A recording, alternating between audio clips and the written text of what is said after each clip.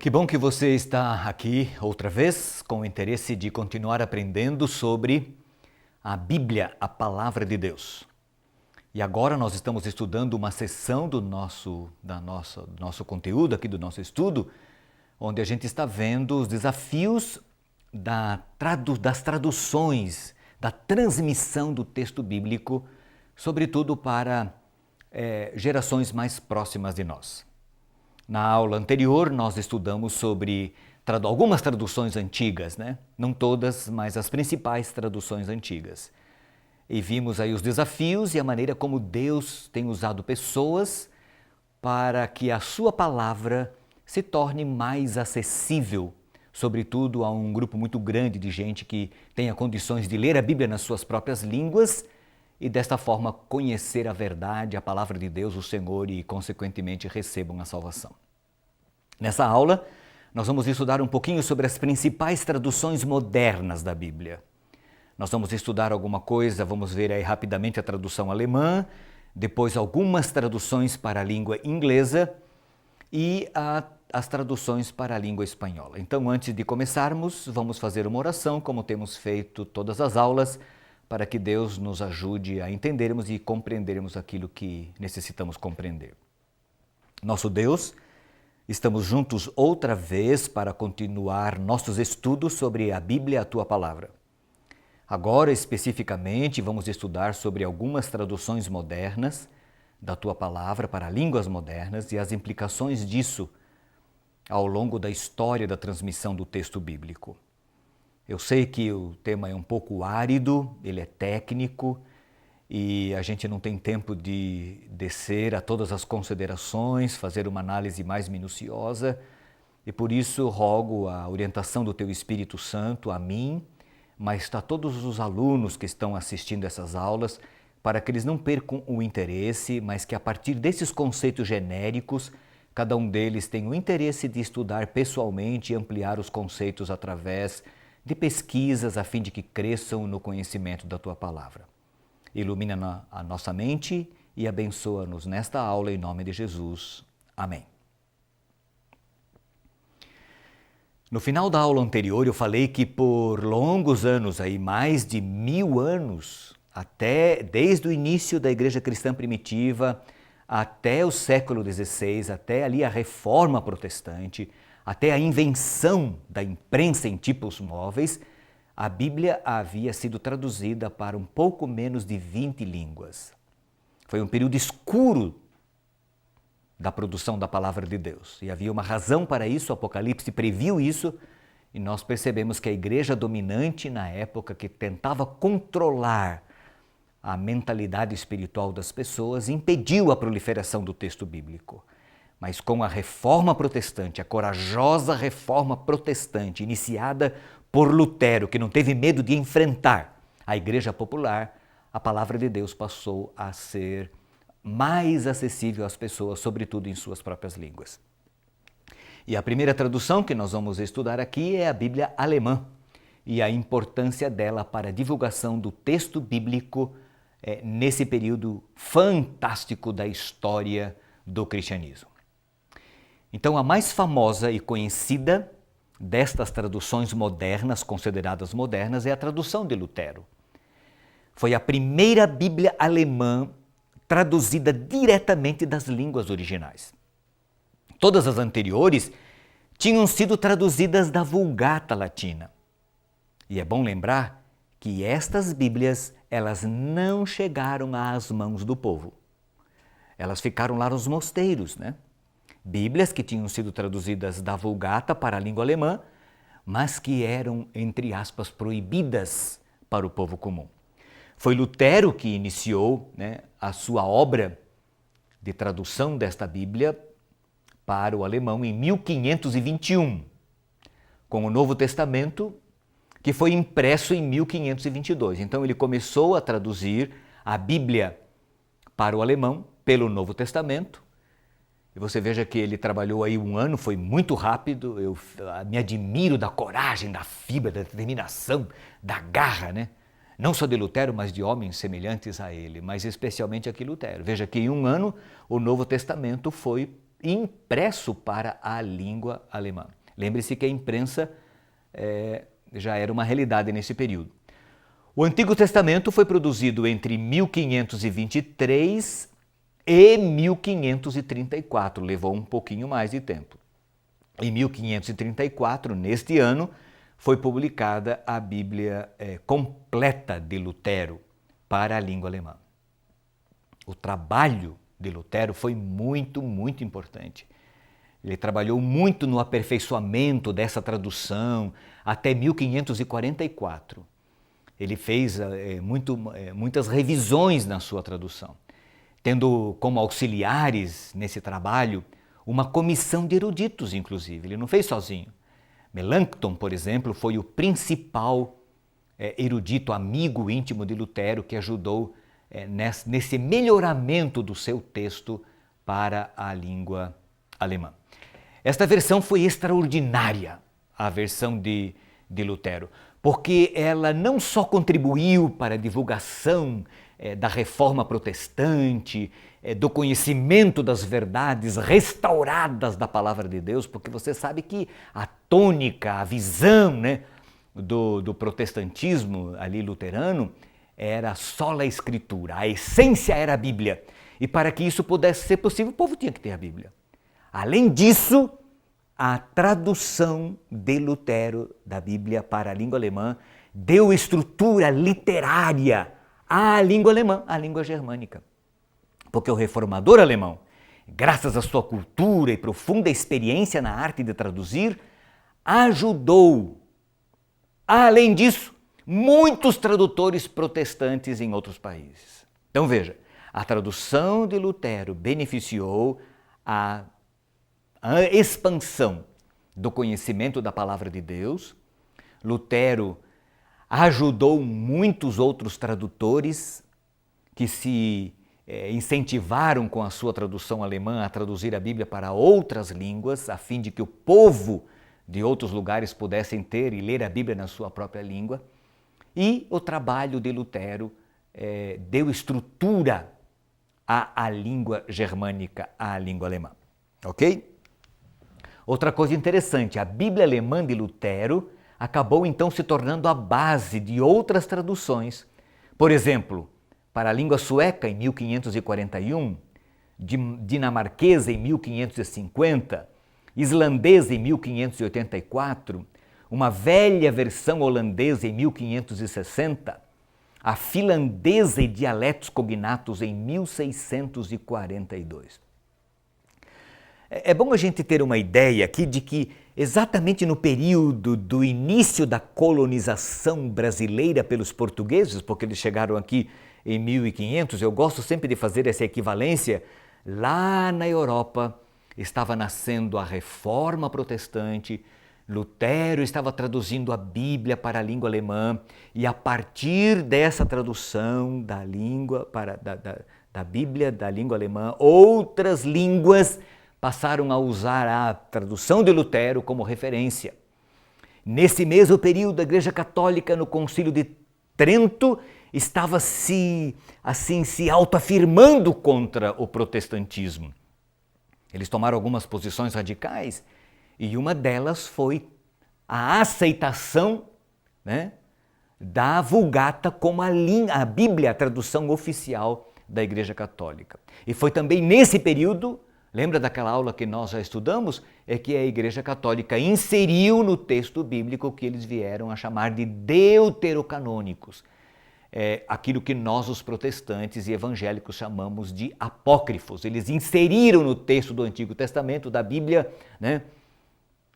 uma série de livros históricos para poder se defender contra as ideias protestantes de que a Bíblia, só a Bíblia, é a única fonte de verdade e nada de tradição. Então, no período em que o Brasil estava se consolidando ali, estava se ampliando as suas colônias através da exploração dos portugueses, lá na Europa, a palavra de Deus estava sendo traduzida a partir da tradução alemã de Lutero. Agora vamos ver algumas coisas da Bíblia inglesa, algumas traduções ou as principais para a língua inglesa. As primeiras traduções da Bíblia para a língua inglesa datam do 9º século da era cristã, com traduções parciais dos Salmos e dos Evangelhos. Mas aqui há um nome interessante. Este indivíduo aqui, John Wycliffe, foi o primeiro tradutor de toda a Bíblia para o inglês. Ele foi auxiliado por Nicolaus de Hereford.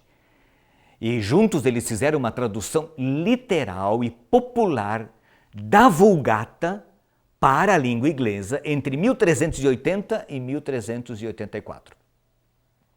Mais tarde, o seu trabalho foi revisado por um discípulo de John Wycliffe chamado Purvey, John Purvey, em 1396.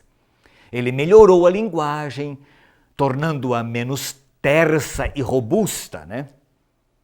O Wycliffe já havia falecido quando isso aconteceu. Ele faleceu em 1384, em dezembro.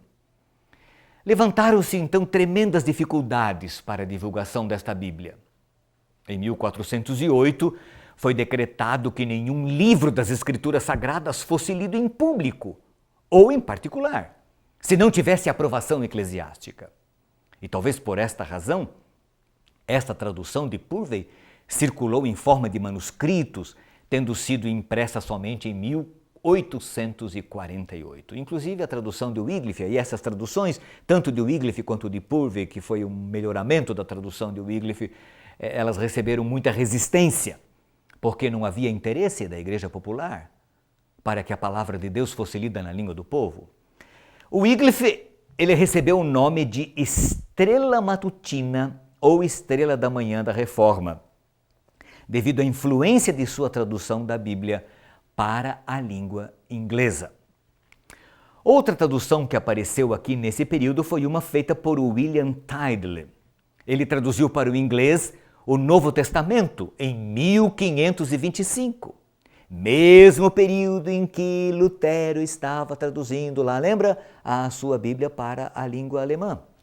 Lá na região da Inglaterra, esse indivíduo, Tyndale, estava traduzindo o Novo Testamento para a língua inglesa. Usou como base o Novo Testamento grego de Erasmo e a Vulgata Latina e a tradução de Lutero. Quando o trabalho estava sendo realizado, ele foi intimado a não prosseguir com o empreendimento. Ele foi severamente perseguido, certo? E por isso ele fugiu para a Alemanha, onde a reforma de Lutero havia progredido e estava em ampla expansão e apoio. Em Worms, ele terminou o seu trabalho de tradução, onde foi impressa, e os exemplares da língua inglesa do Novo Testamento foram enviados secretamente à Inglaterra, no meio de peças de fazenda, sacos de farinha, etc.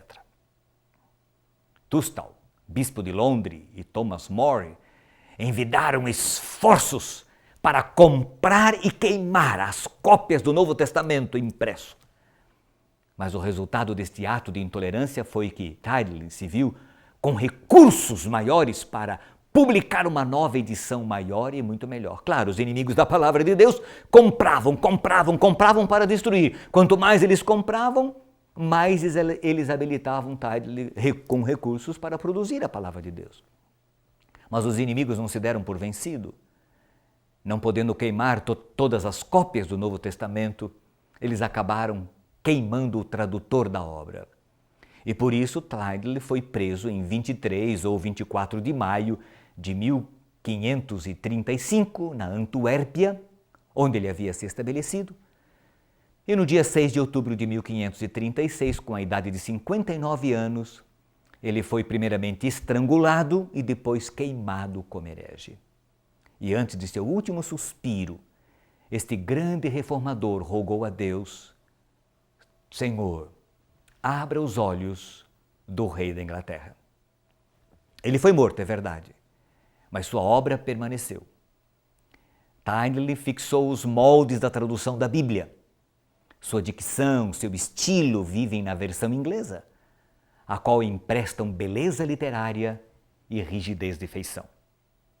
Aqueles que o queimaram e a sua Bíblia não imaginavam que 3 anos depois o próprio rei da Inglaterra diria: em nome de Deus, deixo que a Bíblia seja espalhada entre o povo. E a nova tradução, que o rei fez circular, foi conhecida como a Grande Bíblia, devido ao seu tamanho. Ok? Primeira tradução da Bíblia para a língua inglesa foi feita por Wycliffe, ok? Foi feita uma revisão desta Bíblia por Purvey, uma melhorada aí no seu texto, mas Tyndale fez um grande trabalho, sobretudo no Novo Testamento. Produziu muitos inimigos e por causa disso acabou sendo morto como mártir, queimado, estrangulado e queimado. Agora vamos ver um outro trabalho, esse trabalho feito por Mills de Coverdale. Esse indivíduo viveu de 1488 a 1569. A sua obra foi publicada em 1535, sem indicar o nome do impressor, nem o local de sua procedência. Percebem aí? Assim, uma forma de se precaver contra a resistência da Igreja Popular ao texto bíblico, né? É a primeira Bíblia completa a ser publicada em inglês, em 1535. E esse se tornou um trabalho muito importante, né? O Novo Testamento e a maior parte do Antigo Testamento são visivelmente da tradução de Tyndale.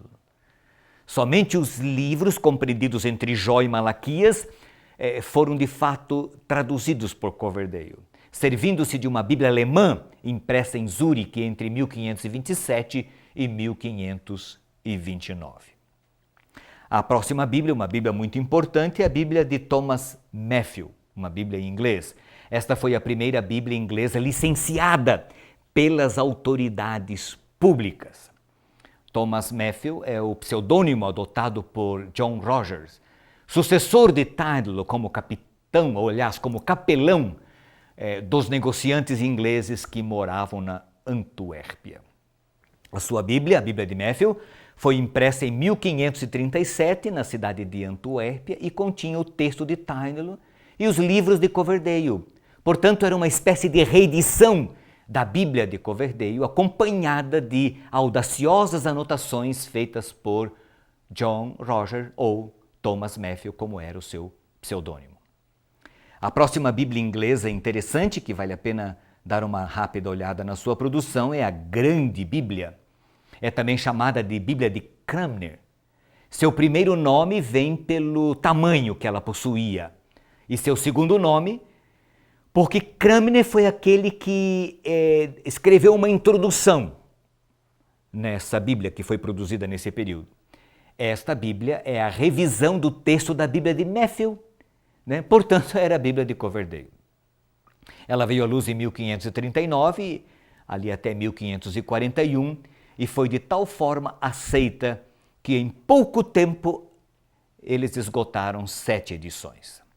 Deu para você perceber? No mesmo período, na mesma época, ali no século XVI, enquanto a reforma protestante surgia e era subsidiada lá na Alemanha, onde a Bíblia foi traduzida para a língua alemã, para a língua do povo, onde o povo pudesse ler, e auxiliado por Lutero, outras línguas passaram a traduzir a Bíblia lá na Inglaterra.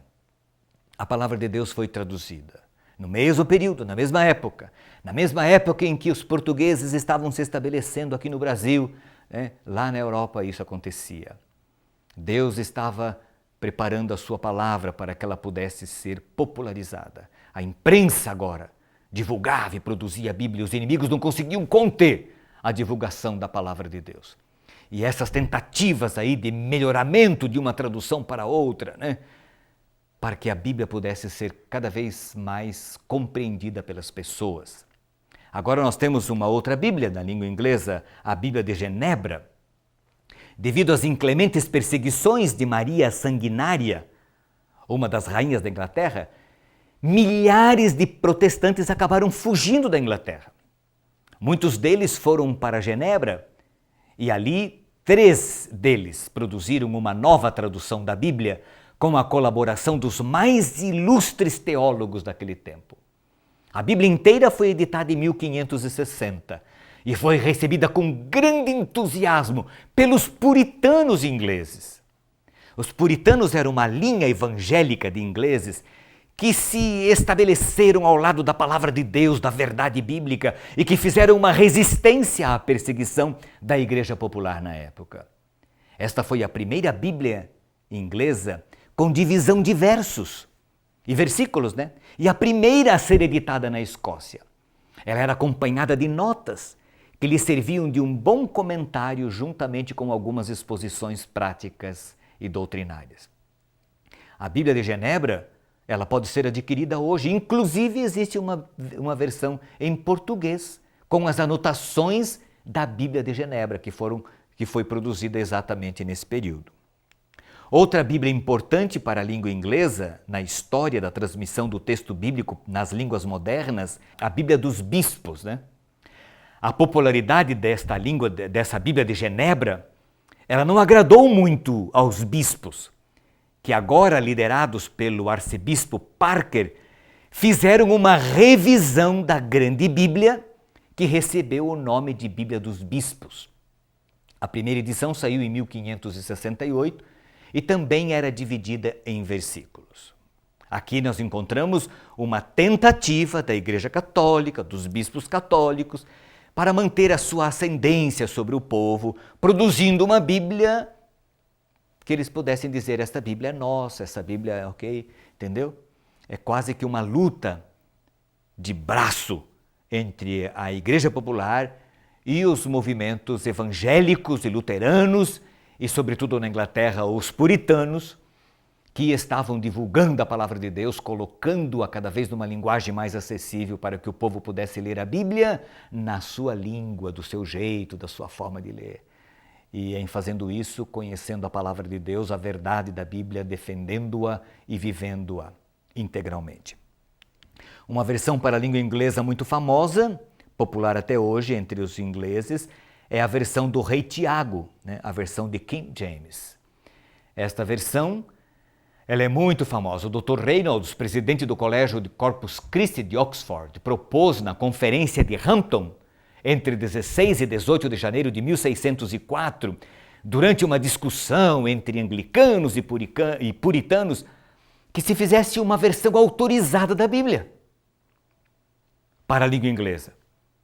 E o rei Tiago, conhecido por seu interesse em assuntos teológicos e religiosos, aceitou a proposta.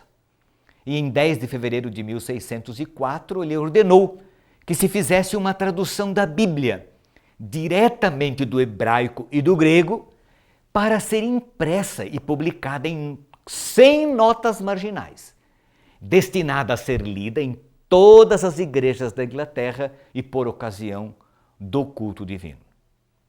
A versão do Rei Tiago, a King James, sofreu várias revisões. A que apareceu, por exemplo, em 1881, recebeu o nome de versão revisada. A publicada nos Estados Unidos em 1901 recebeu o nome de Standard Version, certo? Você percebe que, assim como aconteceu com o português, por exemplo, a Bíblia básica do português, da língua portuguesa, é de Almeida. E ela sofreu várias revisões ao longo do tempo. Assim aconteceu com a língua inglesa também. A versão básica é a King James. E ao longo do tempo ela foi sempre melhorada, ok? A New English Bible, por exemplo, certo? Ela é uma versão melhorada do texto de King James. A Assembleia Geral de Scotland, por exemplo, de 1946, sugeriu que fosse feita uma tradução completamente nova da Bíblia.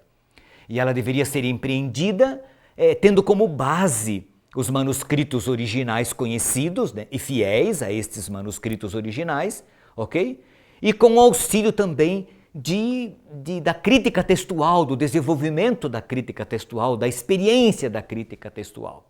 E foi isso que aconteceu.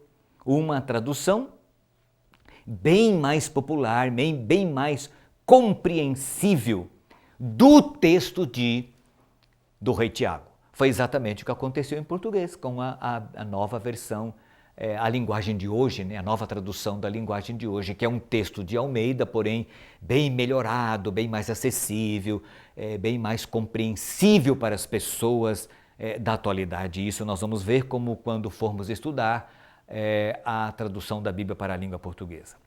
Surge agora aí uma nova versão, a New International Version, que é a NVI, né? Esta é uma tradução completamente nova da Bíblia. Ela foi feita por cerca de 100 eruditos, trabalhando diretamente sobre os melhores textos hebraico, aramaico e grego das Escrituras. Os trabalhos desta tradução iniciaram em 1965, portanto bem próximos a nós. Depois de alguns anos de estudos, na busca de pessoas certas, né? E essa seleção foi feita por uma comissão formada por cristãos da Igreja Reformada, da Associação Evangélica Nacional dos Estados Unidos, e este grupo não representa nenhuma denominação religiosa específica, mas ela é interdenominacional. Paulus era o presidente desta comissão da tradução da Bíblia, que inicialmente foi composta por 15 membros, que na sua maior parte de eruditos de escolas, universidades e seminários. Então, um grupo muito grande de eruditos participou, mas o trabalho foi feito realmente por 15 pessoas. Cada livro foi traduzido por um erudito. No entanto, a tradução era revisada por 3 outras comissões, antes de ir para a impressão. Cada comissão trabalhava cuidadosamente com as línguas originais, com o estilo da língua inglesa, pois a proposta era adequar o texto bíblico ao inglês mais contemporâneo, que pudesse manter assim a seriedade do texto bíblico, mas a fluência da língua inglesa para o povo, para a atualidade. Para o Antigo Testamento, usou-se o texto massorético das últimas edições da Bíblia hebraica. Os manuscritos do Mar Morto foram consultados, bem como o Pentateuco samaritano, a Septuaginta, a versão de Áquila, de Símaco, de Teodócio, a Vulgata, a Peshitta, né, que acabamos não estudando nada sobre ela, os Targums e os Salmos da Juxta hebraica. Veja só que coisa interessante. O grego usado para a tradução do Novo Testamento foi o melhor texto impresso conhecido. Em 1973 foi publicado o Novo Testamento desta NVI. Deu para você perceber? Um trabalho de gigantes. Um trabalho que eles consultaram todas aquelas versões conhecidas e traduções conhecidas para o grego, a Septuaginta, né? A língua hebraica, os manuscritos, inclusive até para os textos latinos. E desde então, desde que a NVI foi publicada pela primeira vez o Novo Testamento em 1973, surgiram muitas sugestões de correções, certo? Que esta comissão de tradução da Bíblia considerou aceitar, algumas delas, outras não. Algumas foram incorporadas na primeira edição de toda a Bíblia, que foi produzida em 1978.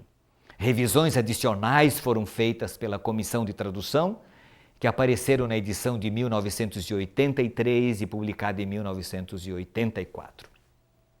Em março de 2011, no ano que vem, será lançada uma nova NVI em inglês. Os trabalhos foram concluídos em novembro deste ano, bem pouquinho aí, um mês atrás, de 2010. Apenas 5% da tradução de 1984 sofreram alterações. 95% foi mantidas, né? Foram mantidas o texto como eles foram produzidos lá. Todos os trabalhos de traduções desta Bíblia, certo? Reconhecem todos os tradutores que trabalharam ao longo dos séculos, cada um em seu momento, para a língua inglesa, né? Para outras línguas inclusive. Eles têm consciência de que o seu trabalho não é conclusivo, não é final. É impossível, quando se termina de fazer uma versão, uma tradução da Bíblia, os tradutores dizem, acabou, agora acabou, nós não precisamos mais revisar o texto bíblico. Não. Esta é uma obra inconclusa. Existem sempre novas descobertas que favorecem a compreensão do texto bíblico e a dinâmica da semântica linguística da Bíblia, né? Exige isso aí. Vamos fazer um replay aqui? Então veja, Enquanto Lutero estava traduzindo a sua Bíblia para o alemão, enquanto outros estudiosos vertiam a Bíblia, tendo como base o texto alemão de Lutero, auxiliado por Lutero e outros eruditos para suas línguas, lá na Inglaterra, estudiosos trabalhavam para a produção de um texto bíblico na língua inglesa que pudesse ser conhecido, compreendido e aceito pelas pessoas. E apesar das perseguições que levaram inclusive Tyndale à morte, a palavra de Deus venceu. E o próprio rei Tiago acabou patrocinando a produção de uma tradução da Bíblia. E essa acabou se tornando a base dos estudos e de outras versões da Bíblia, a mais popular, inclusive a mais aceita pelas pessoas de fala inglesa. E aí, recentemente, uma grande produção, a tradução da Bíblia, que conhecida como a NVI, que no início do ano que vem vai ser publicada uma nova edição. Inclusive, esta é a minha Bíblia de uso particular, é a NVI, que já existe em português. E quando a gente for tratar das traduções para a língua portuguesa, a gente vai estudar um pouquinho, alguma coisa bem rápida sobre ela. É uma Bíblia muito interessante, ela tem uma linguagem erudita, porém ao mesmo tempo popular, de fácil compreensão, gostosa de se ler, de estudar e de se compreender a palavra de Deus. Vamos dar uma olhadinha agora nas traduções para a língua espanhola. Ela é importante para se compreender algumas coisas da língua portuguesa, inclusive. A mais popular dela, ou a primeira dessas traduções assim que se expandiu, foi a tradução feita por Casiodoro de Reina. Esta Bíblia, a de Casiodoro de Reina, ela é importante para esse estudo de traduções para línguas modernas da Bíblia, porque é a primeira Bíblia castelhana completa no Velho Testamento e Novo Testamento. E ela foi traduzida dos originais hebraico e grego por esse camarada aí, Casiodoro de Reina. E ela foi publicada pela primeira vez em 1569, em Basileia. Dentre suas características, destacam-se a inclusão dos livros apócrifos, eles aparecem aí nessa Bíblia, e a abundância de notas marginais e orientações, admoestações ao leitor feitas por Casiodoro de Reina. Ok? Outra Bíblia que aparece interessante aí e que é relevante em espanhol é a tradução de Cipriano de Valera. Ele dedicou 20 anos revisando a Bíblia de Reina, Casiodoro de Reina. Ele fez um ajuste, ele ajustou-a aos textos hebraicos e gregos e às outras versões existentes. Eliminou as notas marginais, agrupou todos os livros apócrifos entre os dois testamentos, entre o Antigo e o Novo Testamento. A sua revisão circulou por muito tempo somente com o seu nome, né? Sem mencionar o seu nome, melhor dizendo, só com o nome de Casiodoro Reina. Mas atualmente o seu trabalho é reconhecido, o trabalho inclusive de ambos, dando a esta Bíblia o nome de Reina Valera. Esta é a Bíblia por excelência do protestantismo de fala espanhola, tanto na Espanha como nos países da América Hispana. Graças às revisões periódicas, esta Bíblia segue mantendo a sua vigência e a atualidade. Possui excelente qualidade literária, é uma versão fiel e ajustada da Palavra de Deus, seguindo o texto massorético para o Antigo Testamento e o texto Receptus para o Novo Testamento. Vamos fazer um replay aqui? Você percebeu que nessa tendência de aprimorar, de transmitir a Bíblia para as línguas atuais, você percebe que surgem muitas traduções, mas chega um momento em que uma é preferida e a partir desta, todas as versões e traduções que aparecem doravante, são baseadas nessa tradução. Apenas feito melhoramentos para a língua, por uma razão muito simples, né? A semântica, as palavras vão mudando, etc, etc. Na língua inglesa, não, na língua alemã, a Bíblia de Lutero acabou se tornando essa base. Para a língua inglesa, a Bíblia de King James, né? Nós vamos ver depois, para a Bíblia portuguesa, a tradução de Almeida é a base para os estudos posteriores. Para a língua espanhola, essa tradução conduzida por Reina Valera, que é a Bíblia conhecida, estudada, amada pelos protestantes de língua hispana. Você está entendendo? Eu não estou muito interessado em que você conheça todos esses detalhes técnicos. O meu objetivo é que você tenha uma visão do amor de Deus, da graça de Deus, sabe, da ânsia de Deus, da luta do Espírito Santo para tornar a palavra de Deus conhecida, amada, acessível às pessoas de diferentes épocas e diferentes línguas. Sabe, a luta do bem contra o mal, é o diabo tentando impedir e Deus vencendo, chamando pessoas, capacitando pessoas, homens de coragem, de garra, que trabalhavam sob perseguição, estudantes dedicados que trabalharam por anos para fazer com que a Bíblia se tornasse acessível às pessoas em seus dias. É Deus dirigindo a transmissão do texto bíblico. Louvado seja o Senhor. Eu e você hoje e muitas pessoas temos a palavra de Deus na nossa língua. Podemos lê-la, podemos estudá-la, podemos compreendê-la. Podemos escolher a versão X, a Y, a H, o texto que mais se adequa à nossa realidade cultural, né? Por exemplo, na língua portuguesa, tem pessoas que não gostam muito da linguagem de hoje, por ser uma linguagem muito simples, elas são mais eruditas, são mais intelectuais, elas preferem um texto mais sabe, rebuscado. Não importa. O importante é que esta Bíblia, ela está aí. E um dia ninguém terá desculpa diante de Deus, pelo menos, né, a maioria das pessoas, porque nós vamos perceber que existe muitas línguas, sobretudo as minoritárias, que não têm o prazer de ler a palavra de Deus na sua própria língua. Mas nós temos.